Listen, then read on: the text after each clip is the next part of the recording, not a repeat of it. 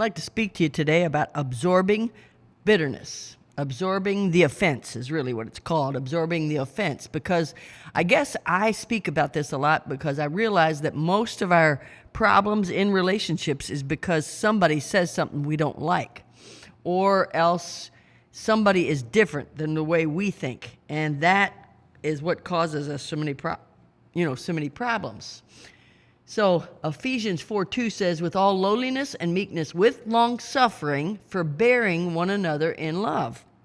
I read this story about this young man who, in his office situation, a woman in the office had said some hurtful things, and had made him sad and even slightly angry.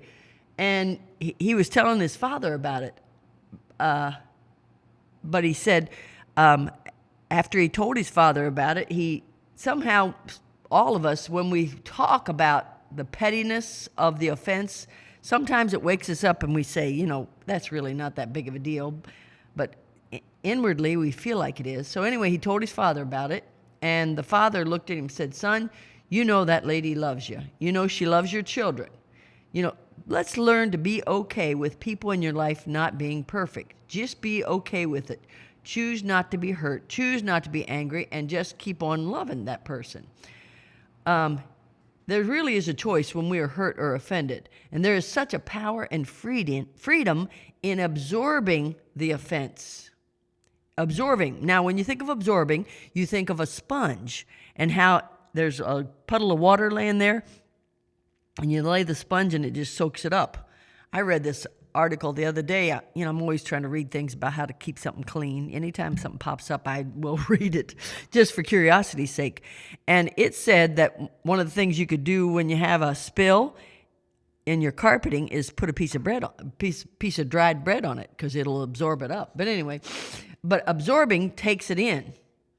And then when you absorb the offense and make the choice to pursue love instead of sinking into sadness and bitterness toward the person, can I say this? There's a time to confront the person, and then there's a time to forbear.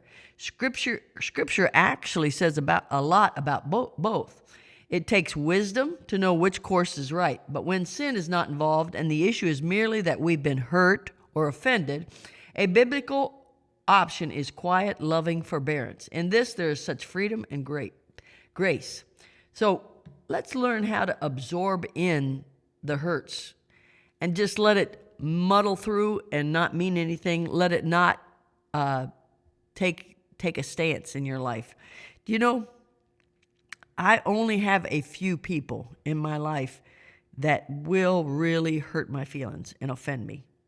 I really only have a few, because I'm not in contact with that many people that mean anything to me. And those people, when they say something to me that offends me, I have to really work at realizing they're not perfect. They see things differently than I do. They don't realize what that meant to me. I have to talk myself. That's part of my absorption.